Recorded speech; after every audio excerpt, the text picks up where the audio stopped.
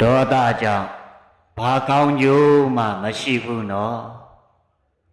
ဒေါသကြောင့်စုပ်ယုပ်ပျက်စီးရတာပဲရှိတယ်ဒေါသကြောင့်စီးပွားတွေပြတ်တတ်တယ်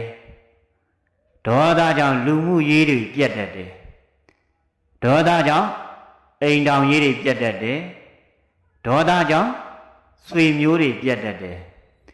ဒေါသကြောင့်မိသားစုတွေပြိုကွဲ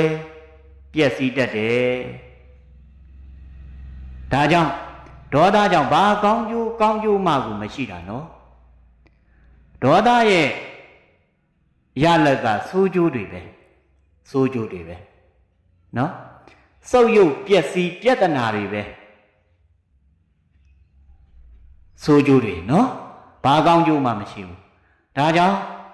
ဒေါသတစ်ခုဖြစ်တော့မယ်ဆိုလို့ရှိရင်ဒေါသရဲ့ဆိုးကျိုးဒေါသရဲ့ရလက်ကိုအရင်စဉ်းစားကြရမယ်အားလုံးတရားဓမ္မပေါင်းသူတော်ကောင်းတွေဖုံဖုံမျိုးသက်တဲ့အရှင်ကုမာရတောင်းကိုပြောတာကိုအားလုံးသဘောပေါက်ကြလိမ့်မယ်နော်ဒေါသရဲ့ဆိုးကျိုးဒေါသရဲ့ရလက်ဆိုတာဘာကောင်းကျိုးမှမရှိဘူးဟုတ်တယ်မလားဆုပ်ယုပ်ပျက်စီးမှုတွေပဲရှိတယ်ဒေါသကြောင့်စီးပွားပြတ်ကြတယ်ဒေါသကြောင့်လူမှုရေးတွေပြတ်ကြတယ်ဒေါသကြောင့်အိမ်တော်ရေးတွေပြတ်ကြတယ်ဒေါသကြောင့်ဆွေမျိုးတွေပြတ်ကြရတယ်ဒေါသကြောင့်မိသားစုတွေပြိုကွဲပျက်စီးကြရတယ်ပြဿနာတွေဖြစ်ကြရတယ်ဆုံးရှုံးမှုဆင်းရဲဒုက္ခတွေဖြစ်ကြရတယ်ဒါကြောင့်ဒေါသကြောင့်ဘာကောင်းကျိုးမှမရှိဘူးဆိုတာကိုအားလုံးသဘောပေါက်ကြရမယ်နော်ဒါကြောင့်ဒေါသရဲ့ရလက်ဒေါသရဲ့ဆိုးကျိုးဆိုတာ